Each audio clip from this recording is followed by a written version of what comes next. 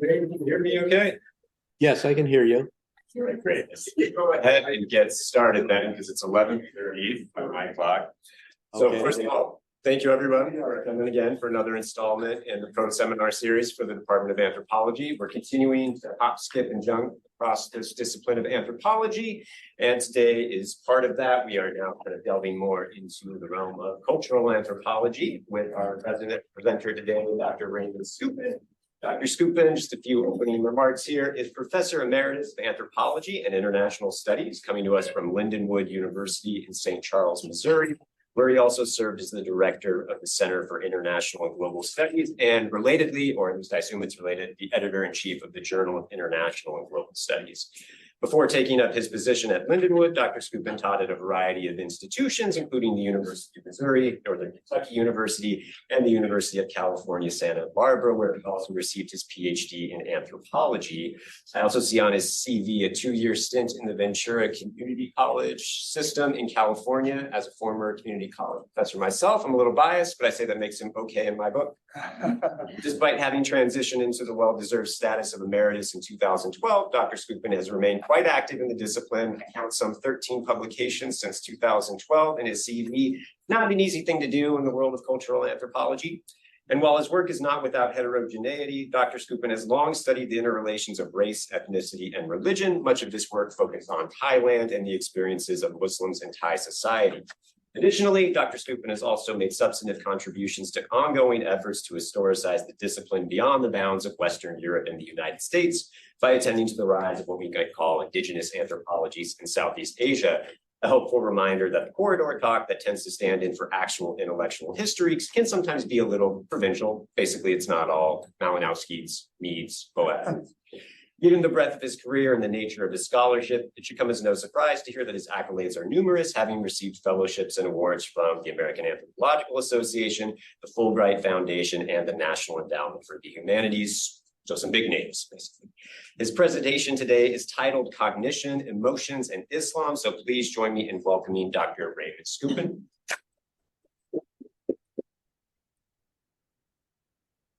Well, thank you for that kind introduction, Nick. I appreciate that. And also thank you for inviting me to participate in this pro seminar activity in general. I really appreciate that also. Please feel free to interrupt my discussion at any point in time for questions or clarifications, instead of waiting to the Q&A section, if you would like to. And I'm going to talk about some of my autobiography details, some of the autobiographical details that have influenced me, what brought me into anthropology, and my intellectual influences that have informed my research interest in anthropology in general. So I'll begin.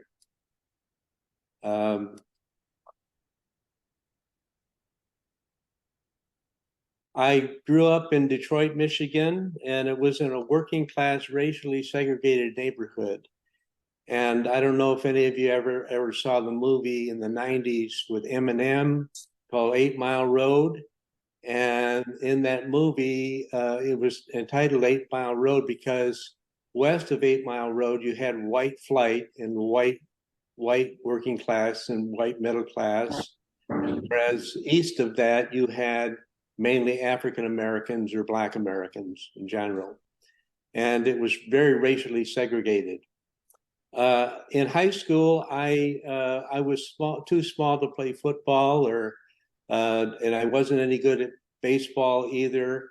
So I took up boxing, and my coach took me to this African American gym in downtown Detroit, and I boxed with African Americans there, and I participated in the Golden Gloves competition. And I won Golden Gloves in 1962, and I had vague dreams of going to the Olympics in Tokyo for 1964. However, I was beaten badly by an African American in Detroit who ended up winning the bronze medal in Tokyo in '64. This is a photo that appeared in the Detroit Free Press the next day after I won the Golden Gloves. And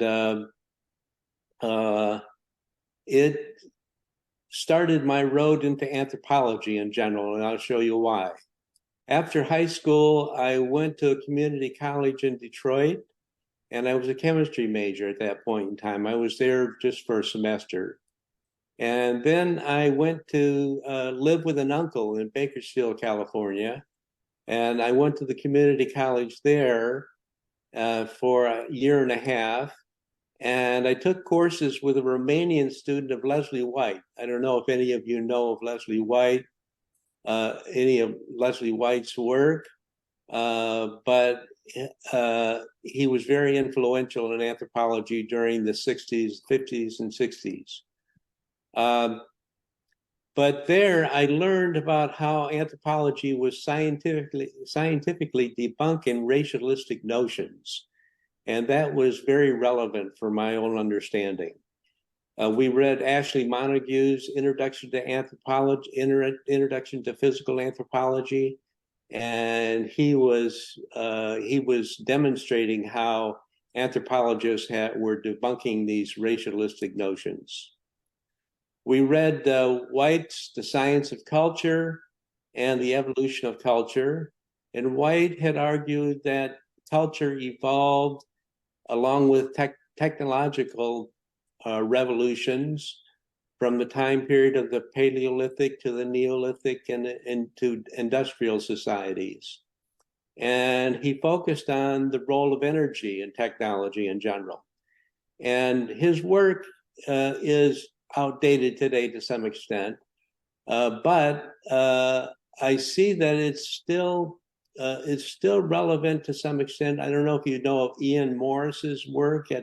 He's at Stanford. He's an archaeologist at Stanford, and he's using a similar approach to some extent. He's trying to measure energy and technology and looking at the evolutions of culture around the world. I was drafted into the U.S. Army. I was out of school for a semester, and my draft notice came up, and I spent 2 years at a missile site in Alaska, and I actually did a lot of reading there. It was pretty boring for the most part, but I did a lot of reading there, and I was corresponding with White, and he was kind enough to write me letters. And I also took a month leave to Japan, and I loved Asia.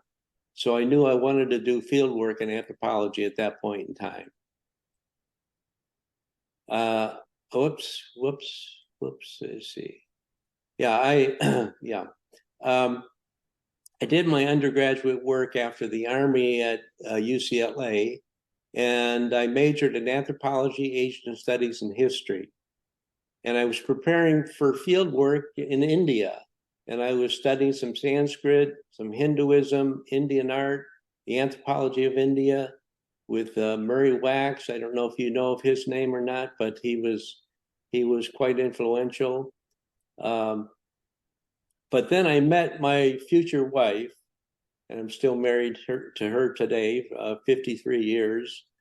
But she was a grad student in ethnomusicology, and she had lived in Thailand for 2 years after her undergraduate work, and taught music and studied Thai music and Buddhism. And as we began to date and go out and everything, I decided to change my field to Thai studies. So I began to take courses in Southeast Asia, history courses and culture courses in Southeast Asia. And then I took a course with Michael Moorman, who was an anthropologist specializing in Thailand. And he was a brilliant guy, very, very good, and had written some major articles about Thailand and a major book. But at the same time, he was involved with what was called the Thailand controversy at that time. And this was in the late 60s. And some SDS students had broken into his files and published the fact that he and some other anthropologists were meeting with the Thai military, the CIA, and others. And Eric Wolf wrote an article about this in the New York Review of Books, and accused these anthropologists of being spies and working for counterinsurgency in Thailand during the Vietnam War. Later, this was really debunked. Mormon always told us that he was trying to save the peasants. He would meet with the Thai military, but he was trying to provide some security for the peasants. He didn't want them to be, involved in the war and all of that. But because of this, he was banned from the anthropology department by his colleagues, and he had to teach in the film studies department for a while. And later he quit anthropology and became a Shakespearean actor. But he also became interested in what was called ethnomethodology. There was a sociology professor there, Harold Garfinkel, who pioneered this study of ethnomethodology and conversation analysis. So, for example, Mormon took a 5-minute Thai conversation and he analyzed it for 5 years. So that was an example of the type of research that he was involved in at that point in time. Anyway, I decided not to go to graduate school at UC Santa Barbara, but at graduate school at UCLA. But as an undergraduate, I also read Clifford Geertz's Religion of Java, and I became a Geertzian after that and remained so for a long period of time. I did my graduate studies at UC Santa Barbara, and Leslie White was there, and I had written him a letter, and I think that letter was one of the reasons that I was admitted to the program there for graduate school. He had retired there with some of his students. Elman Service was the chair of my PhD committee, and he was also interested in cultural evolution. And he was the one that developed the framework, bands, tribes, chiefdoms, and states, to discuss cultural evolution. He also co-authored some pieces with Marshall Solins on cultural evolution. I also studied with Donald E. Brown, who was a Brunei specialist and had general interest in Southeast Asia. And he, one of his major books was History, Hierarchy, and Human Nature, which was a comparison of historiographies all around the world, a cross-cultural comparison of historiography. And his other book was called Human Universals, which was translated into many languages throughout the world. And he focused on the fact that anthropologists emphasize cultural differences around the world, but they were not emphasizing cultural universals very much. And so he explored that in his book. In graduate school at UCSB, they had the 4-field approach for all anthro majors. And I was a teaching assistant for the primatologist Don Simons, who was the founder of evolutionary psychology, and I was exposed to that.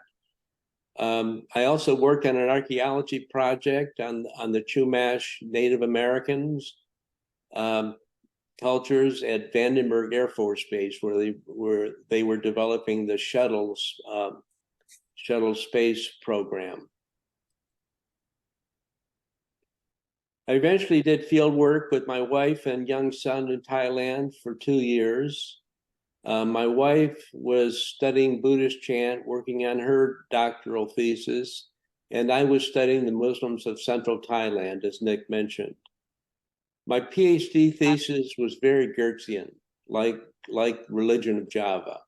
I don't know if you've ever read that book or come across Geertz's name, but he's somebody that was very prominent in the 1970s and 80s, and I'll talk a little bit more about Geertz in a little bit.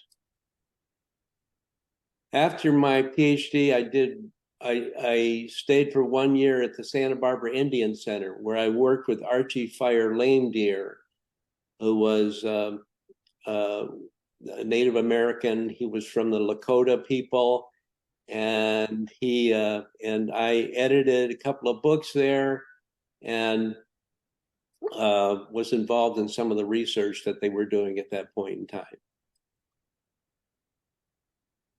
My ethnographic research, I did 2 years in Central Thailand, but then I was banned from Thailand for 17 years. The Thai government wouldn't give me a research clearance. I tried to get back. I wanted to update my data, but I couldn't get back in because the Thai government wouldn't give me a research clearance. And I found out from some of the Muslims there, the reason they did not is the Thai government did not want any Westerners interviewing Thai Muslims. They were afraid of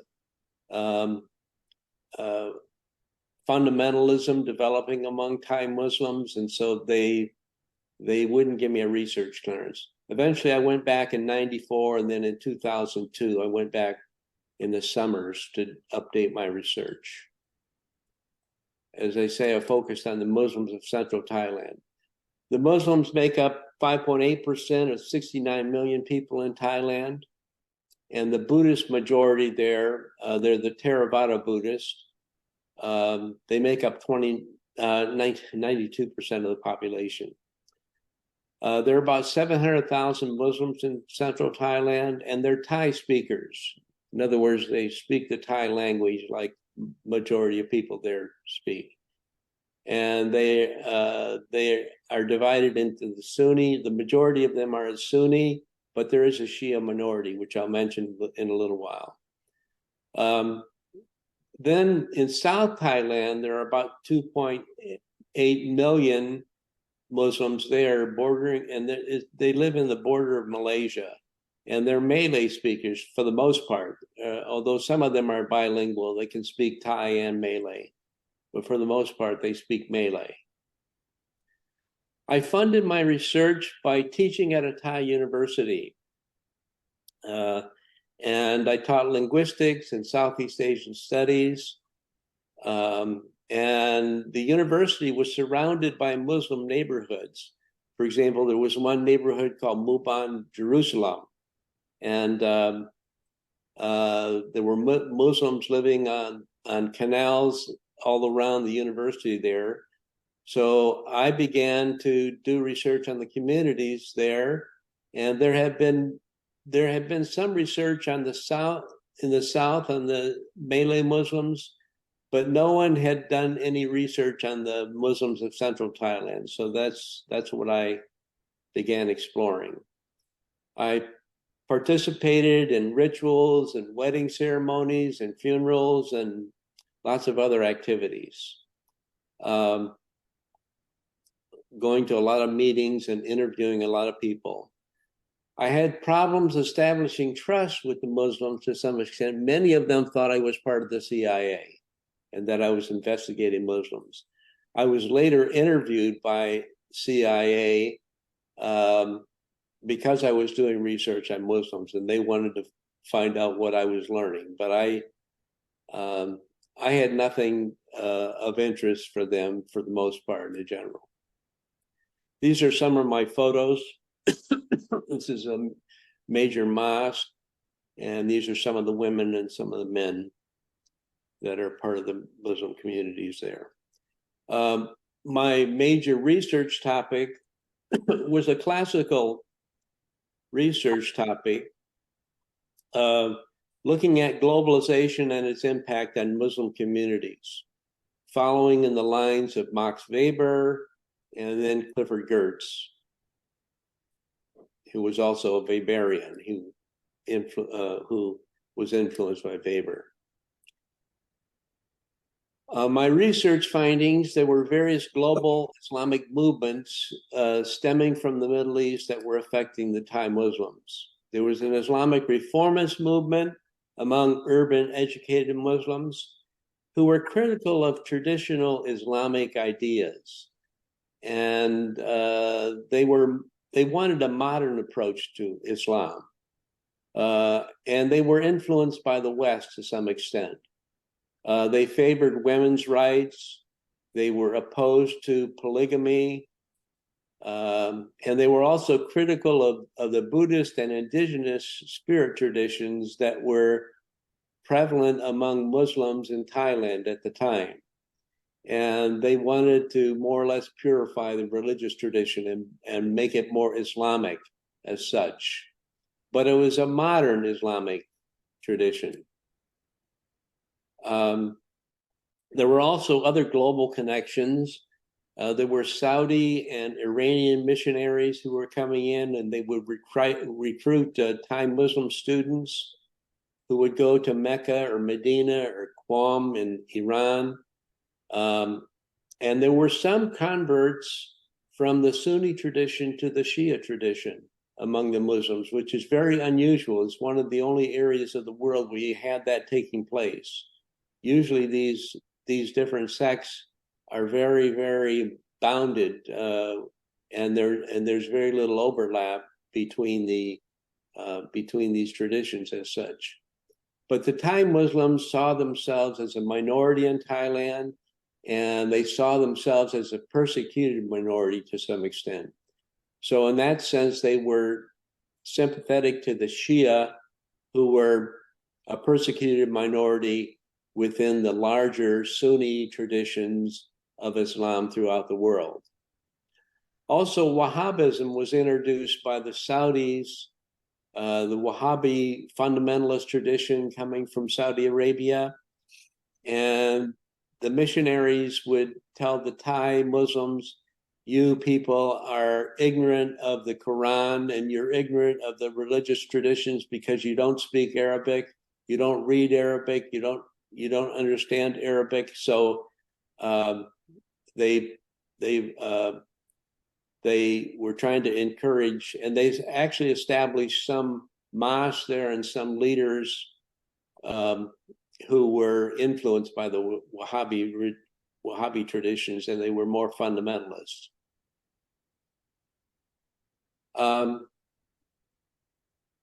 During the development of the Thai state, or the expansion of the Thai polity, the leaders in the government wanted ethnic homogeneity and cultural assimilation, or Thaiification. They wanted all of these different minorities in Thailand, and there are other minorities.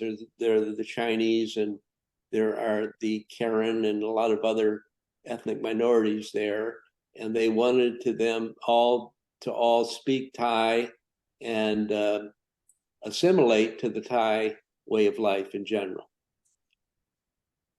But as I mentioned, about 85% of the Muslims live on the southern border with Malaysia, and they live in 3 provinces, Pattani, Yala, and Narathiwat.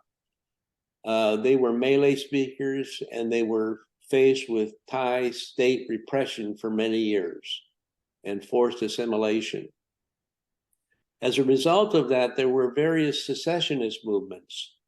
And eventually in 2004, there was a major insurgency there where about 7,000 people have been killed, both Buddhists and Muslims. And but everyone who has studied this movement as anthropologists realizes that it was not a jihadist or religious type of movement.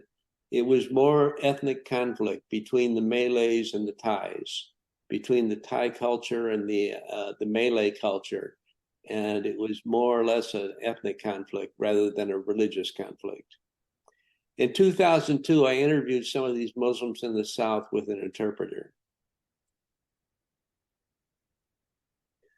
This is a map of Thailand, and down here in the south, this is Malaysia on the bottom here, but in the south, there are the three provinces, Narathiwat, Wat, Patani, and Yala, where the majority of these Malay Muslims live. But I was doing my research up here in more or less central Thailand, in Bangkok, and there's another city here, Ayutthaya, and that's where I was based for the most part. And they're all Thai speaking there.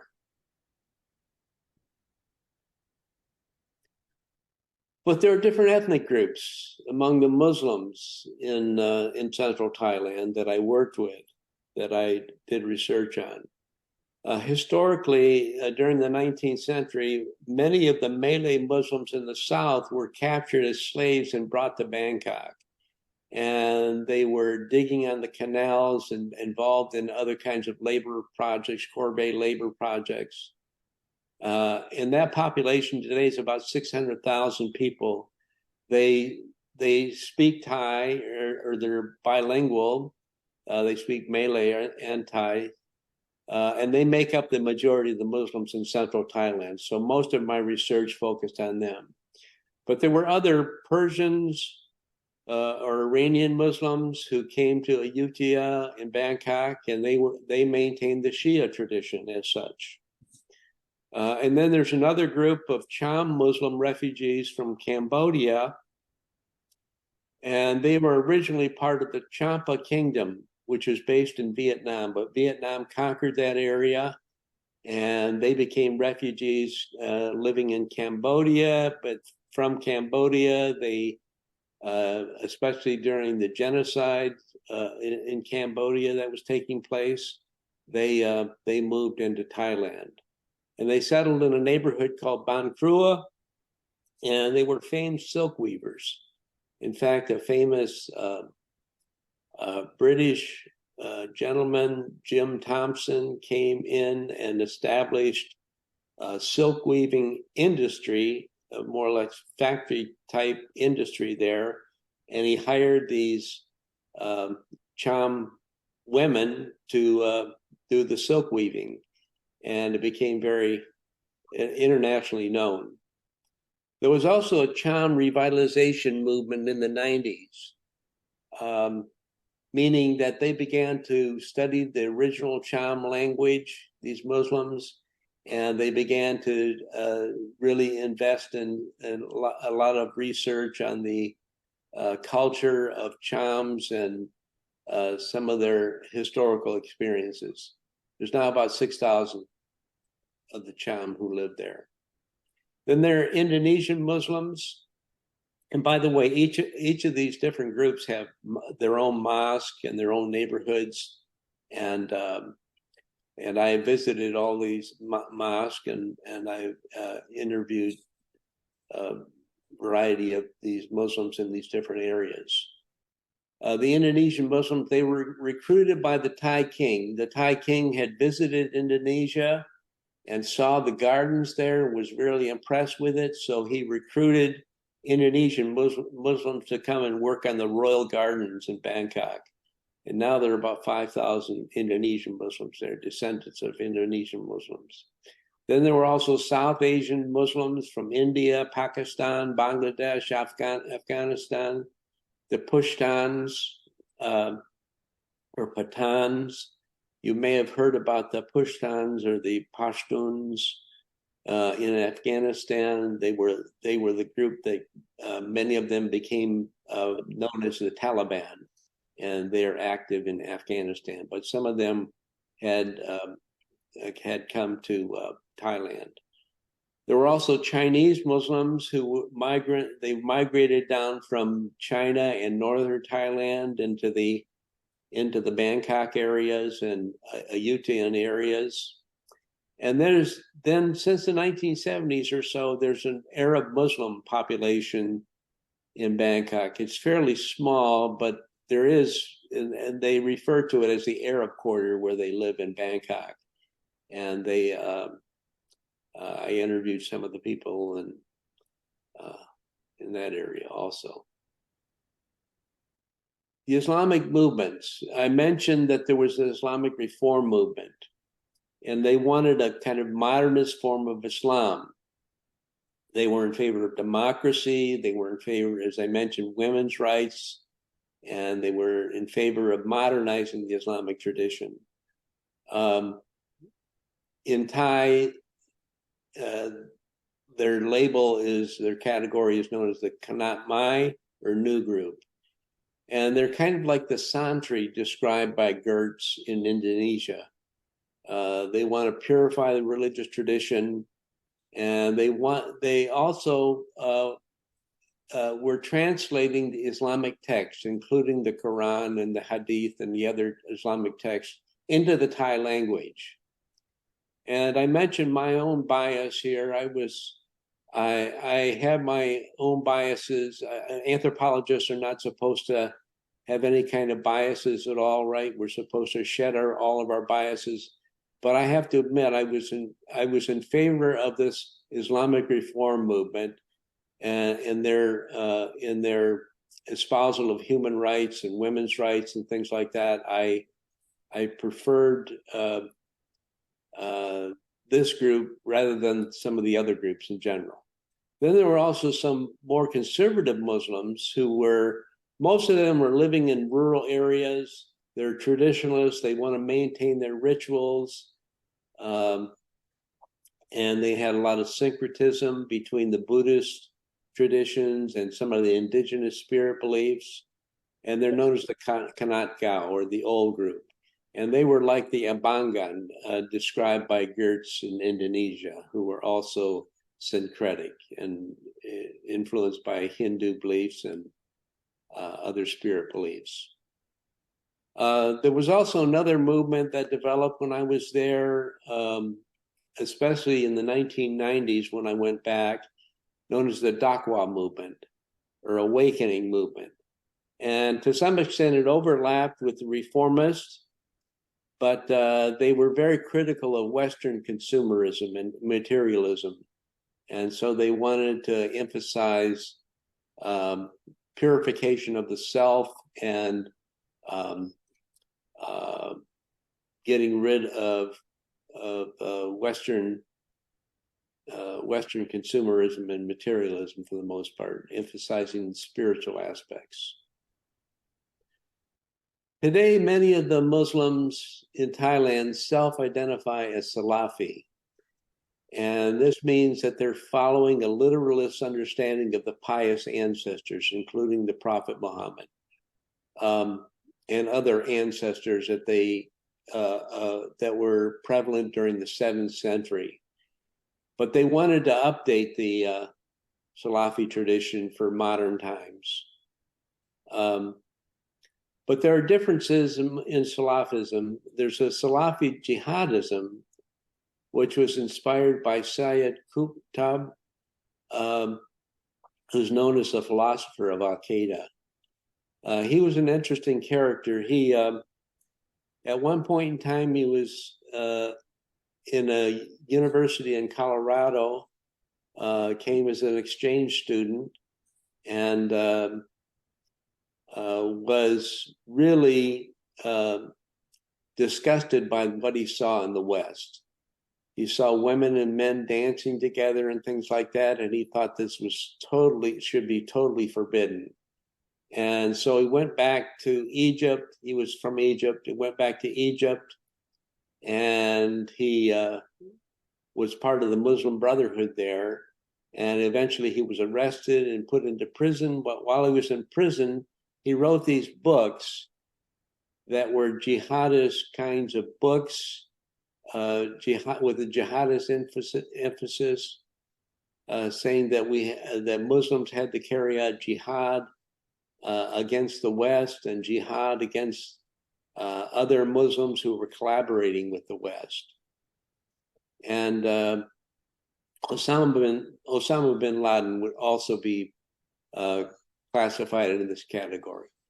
They were a very small minority in Thailand. I met some of them. I interviewed a couple of them. One was actually an Islamic professor at a university. but they're a very small minority. There were also those that call them Salafi reformists, and they're the modernists, and they developed along with what was called Salafi movement in the Middle East, and these are the Kanat Mai in Thailand. And then there are the Salafi Islamists, who are very political. This would be an example of them would be the Muslim Brotherhood or other Muslim activists. They're critical of the status quo, and they want to have an Islamic state with Islamic leaders at the top, as such. Getting back to Clifford Geertz. After my PhD, Don Brown introduced me to Maurice Bloch's critique of Geertz and Marshall Sahlins. And I found it a very compelling critique of culturalism and cultural determinism. And I began to abandon my infatuation with Geertz's approach.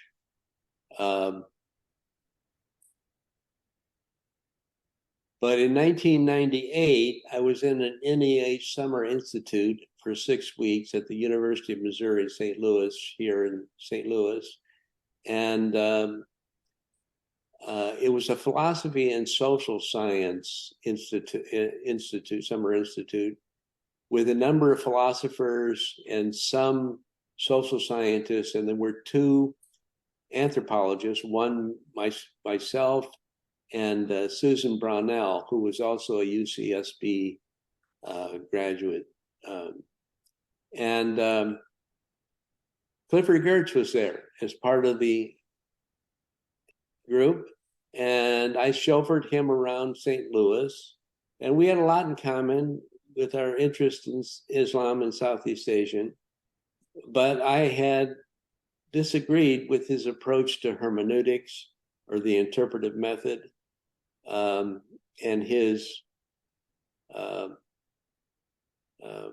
method of thick description, and his rejection of science and rejection of cross-cultural comparisons and universals. And I began to, I would ask him, you use this interpretive method, but how do you know when you have a valid interpretation? And I never got a satisfactory answer from him. I also disagreed with his what's called the fax model of cultural transmission, meaning that the elders in the community fax the culture to the next generation. And it was just a kind of a simplistic kind of notion of cultural transmission. We agreed to disagree with one another after many discussions. But we became friends, and he was kind enough to comment on some of my papers, and we got to be friends up until his death in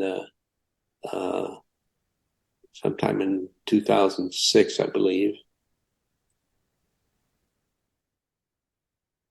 So I mentioned Maurice Bloch, and I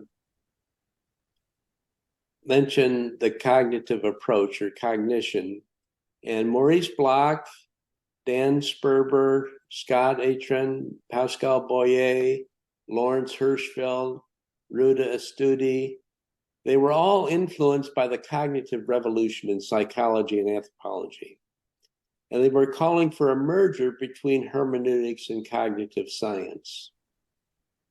They didn't reject hermeneutics, but they thought they had to dig deeper into the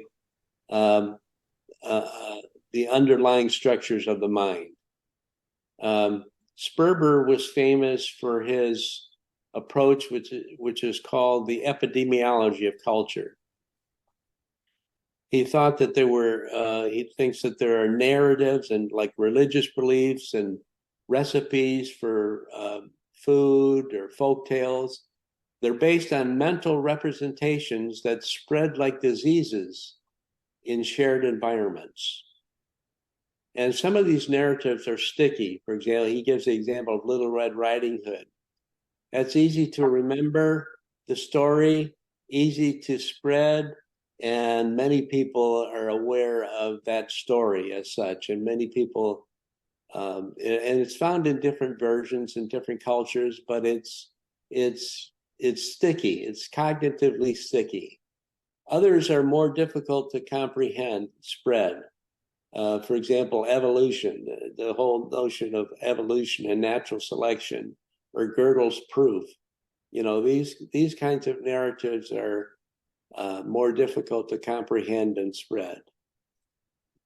Maurice Bloch's major recent book is called Anthropology and the Cognitive Challenge. And he urges anthropologists to return to their original goals, that is to study human nature.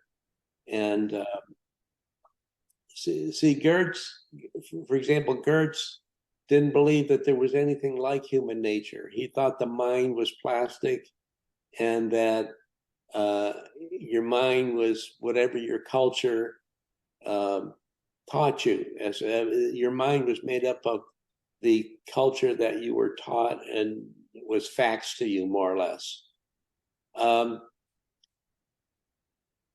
The pre-cognitive before the cognitive revolution of the 1950s and 60s, the major model for psychology was behaviorism. And the idea was that the brain was a general learning mechanism, or a blank slate. This blank slate idea goes back to John Locke, the British philosopher, who wrote that all of our ideas and all of our behaviors come to us through our culture, more or less, and there's nothing innate as such. But a cognitive revolution that developed in the 60s, one of the pioneers was Noam Chomsky. And he was arguing that there was a biologically based language acquisition device in the brain, biologically based. And that there was also a kind of universal grammar, so that you could put a child in any kind of language environment, or they could be in several different language environments, and they would easily learn the languages of these different, easily learn these languages very easily without having to be rewarded, or the old behaviorist model was the idea that you learn your language through rewards and punishments as such, trial and error. But Chomsky was saying that we have a universal grammar. And I had this personal experience with my son, who was 2 years old when we brought him to Thailand. And he was in a Thai preschool, and he picked up the Thai language very quickly. And the Thai language is a tonal language, and it's very, very difficult to, they have 5 different tones, and each tone has a different meaning. It might be the same word, but it has a different meaning as it registers a different tone. And they're difficult language to learn. His tones were much better than mine, because I was an adult and I was struggling to learn these tones and to understand them. But he became fluent in Thai and picked it up very easily.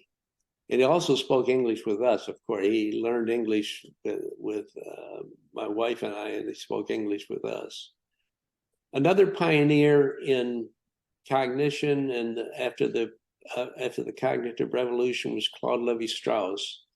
And he was focusing on the unconscious mind. And he believed that the unconscious mind had a kind of universal logic based upon what he called binary oppositions, like computers. In other words, binary oppositions would be zeros and ones.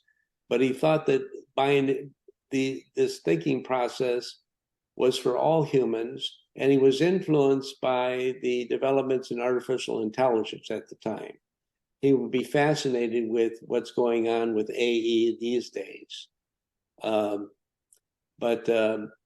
he thought that there was an underlying underlying structures that provided these binary oppositions for all mythology, for different foods, for table manners, and all of these kinds of things that he studied around the world. In his book, The Savage Mind, he emphasized the fact that these so-called primitive cultures or primitive peoples had the same kind of rationality and underlying logic that all humans had, and they were all classifying their plants and animals in very similar ways that scientists, Western scientists, do in general. So after the cognitive revolution, there was this challenge to behaviorism and these blank slate notions. And one fascinating book is called Scientist in the Crib. And these scientists did experiments on infants and young infants, pre-verbal children, and they found that there was a lot of innate ideas and innate kinds of intuitive understandings of the physical world and intuitive understandings of face recognition and different things like that in general. So there's a lot of innate mechanisms going on in young infants. And also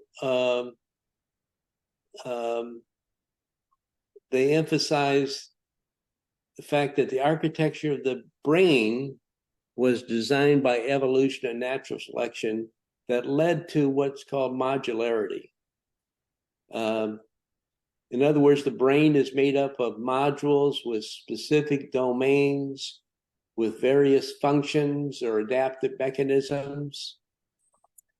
And the anthropologist John Tooby and his wife, psychologist Lita Cosmides, they were at Santa Barbara, and they founded the Center for Evolutionary Psychology.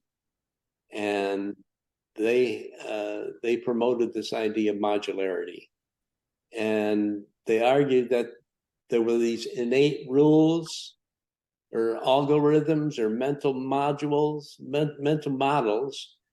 for detecting emotions to help predict and influence social interaction among male and female relations, or mate choice, or cooperation, or competition. And these ideas had an influence on Dan Sperber, for example, in his approach. They also argued that humans had coalitional instincts to help recognize our own group, our own in-group, for cooperation from other out-groups. And there's a lot of empirical evidence for modularity that could be based upon cognitive deficits or brain damage. For example, face recognition is based upon a module in the brain, and that has been studied widely. And the neurologist Oliver Sacks had what was called prosopagnosia, which meant face blindness. He wasn't able to recognize faces of different humans. He couldn't even recognize his mother's face. Or for example, there's another module that's associated with classifying vegetables or plants. And if people have brain damage in that area of the brain, in that modular area of the brain, they have problems identifying carrots from tomatoes. They can't classify these vegetables in these different categories. There's also what is known as Broca's area and Wernicke's area of the brain that have been studied since the early 20th century. And language is centered in the left hemisphere of the brain, and Broca's area is an area where if you have damage in that area, you have problems with pronunciation and understanding the sounds of language as such. In Wernicke's area of the brain, if you have damage in that part of the brain, you have problems with understanding the meanings of words or semantics as such. And so this indicates that there's a modularity aspect. Dan Sperber himself, he refers to what's called massive modularity. And this is an image of what these different modules are, and they're connecting with each other to some extent. These modules, as I'll mention later, they can be modified to some extent. Some of them can be modified to some extent through learning and experience. But this idea of modularity is part of this cognitive approach by Sperber and some of these other anthropologists. There's also a relationship between cognition and what is referred to as essentialism. Cognitive anthropologists, they do studies of how people classify plants and animals and colors, and they find that there are basic similarities among all peoples regarding how they classify plants and animals, identifying the same morphological or anatomical characteristics of animals and plants. And these cognitive anthropologists find that there are these basic universals and similarities. Scott Atran, he wrote this book called Cognitive Foundations of Natural History Toward an Anthropology of Science. And he writes about how these studies have led to understanding of how all humans throughout the world classify plants and animals in a very similar manner. And he wrote another book called The Native Mind and Cultural Constructions of Nature, demonstrating the same kind of phenomena. And then Brent Berlin and Paul Kay, they did major studies of color classification, and they find that all humans, if they have the same basic visual apparatus, they all see the same colors, even though there may be different words for colors or different symbolism for colors. All humans, unless you have color blindness or something like that, perceive the same colors. So these basic universals are important. There's also Susan Gelman, who's a developmental psychologist at the University of Michigan. And she wrote a book called The Essential Child. And she studies how children classify reality using essentialist reasoning and perceptions. And basically what children are doing is they're inferring certain kinds of invisible essential properties or essences to plants, animals, gender, and human groups.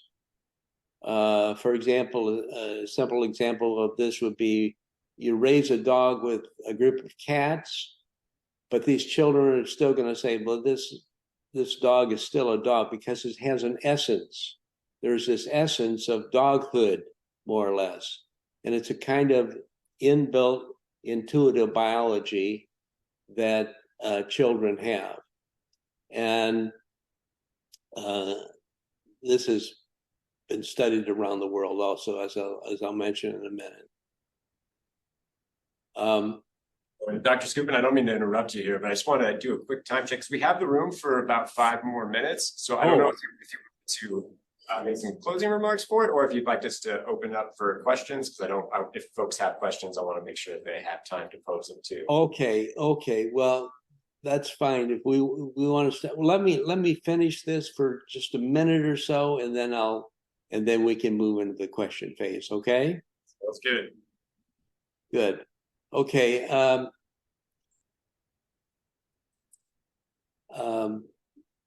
David Barabee, who's a science writer, wrote a book called Us and Them, Understanding Your Tribal Mind.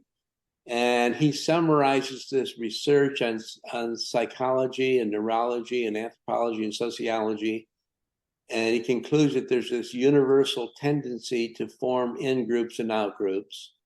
In-groups are romanticized as being virtuous, out-groups are demonized. And that there's an evolved cognitive domain or modules for essentializing your own group and others. The Australian psychologist Nick Haslam demonstrates how essentialism results in discrimination and prejudice against the other outgroups. And the philosopher of biology, David Livingston Smith, in a book called Less Than Human, Why We Demean, Enslave, and Exterminate Others, shows how essentialism has led to the Holocaust and other genocides like the one in Rwanda, for example. Okay, well, I'll stop there and open the floor for questions then, okay? Big round of applause. Dr. Scupin, apologies for the time constraints, but yeah, do want to leave opportunities. So if folks have questions they would like to pose. Sure, that's fine. You were mentioning earlier that there was like a Wahhabi influence in Thailand that were criticizing that the people did not speak Arabic at all and they didn't know Arabic. What kind of reaction did this reform have to that criticism? Well, it definitely created a lot of factionalism. The Thai Muslims that were not Wahhabi, they rejected these notions that they thought that, you know, they were translating the text from Arabic into the Thai language, and they would argue that God understands any kind of language, any kind of human language, okay? So Allah understands any kind of human language. So we don't necessarily have to understand the Quran and chant the Quran in Arabic. And they were rejecting these Wahhabi notions. But some of them, you know, the Saudis, they were trying to be very, they were really trying to impose this Wahhabi kind of culture. Recently, interestingly enough, MBS, I don't know if MBS, Mohammed bin Salman in Saudi Arabia, he has stopped all of these Wahhabi preachers going to these different areas of the world and preaching Wahhabism, because he realizes it has led to a lot of fundamentalism, and it has led to groups like ISIS and Al Qaeda and other kinds of things. So he has really tried to reform this tradition to some extent and stop them from doing that. Thank you. Okay, I'm going to be selfish because I have questions. So Ray, because I appreciate you putting this in the context of your larger exposure to anthropology, because being a little bit more familiar with, I guess, the Geertzian side of your work, and then this more sort of in the last several decades, the cognitive side, that's already kind of a little odd, you know, for cultural anthropologists. Then to find out and see names like Omen Service on your CV and the like stuff, like those are three categories of things that should not fit together, right? Right. Yeah, right. And so I'm seeing you're motioning towards, you know, if it's a purely cultural or cultural determined explanation, that's not going to give us a sense of what's going on here with these types of ethnic conflicts. So maybe there's something in the cognitive sciences that can be useful for it. But also, it seems to me that at least in cultural anthropology today, cognitive anthropology, cognitive psychology, that's still like the minority within the discipline. So I'm curious if you have any thoughts as to why that might be the case. Is it because cultural anthropologists hear something that might be a universal or a near universal and they get worried about it? Or is it that they're not as familiar with the cognitive science itself, how the brain works? I'm just curious if you have any thoughts on that. Yeah, I agree that the approach in cognitive anthropology is a minority at this point in time. There's no question about that, and I think my own recent research is within that minority group as such today. And part of that, I believe, is that there's been a rejection of cognitive science. Geertz was very opposed to it. He wrote about Levi-Strauss, for example, in an essay called "The Cerebral Savage," and he was very opposed to it. And he was very opposed to ideas about universalism or understanding these basic cultural universals. And so I do see this as a minority approach within anthropology. There's no question about that, and that it's not part of the mainstream. I still think it's important, especially in terms of understanding essentialism. This cognitive approaches and understanding essentialism, and I did experiments in Thailand on the Thais and the Chinese and the Indians, and they all had very essentialist. They all used essentialist reasoning in their understanding of their own ethnicity and other groups as such. I also took 14 students to China, to Yunnan, China, and we studied ethnic groups there. In that area, there are a lot of minority groups there. We had about 50 different groups, 10 different groups with about 50 people in each group. And we gave them experiments and did cognitive experiments to indicate that they were using essentialist reasoning and regarding their own ethnicity and other groups' ethnicity in general. So, thank you, appreciate it. I have many more odd Leslie White questions, but I'll save those for an email follow-up. Okay. So since we're at our time, though, one more round of applause. Thank you again, Ray. We really appreciate it.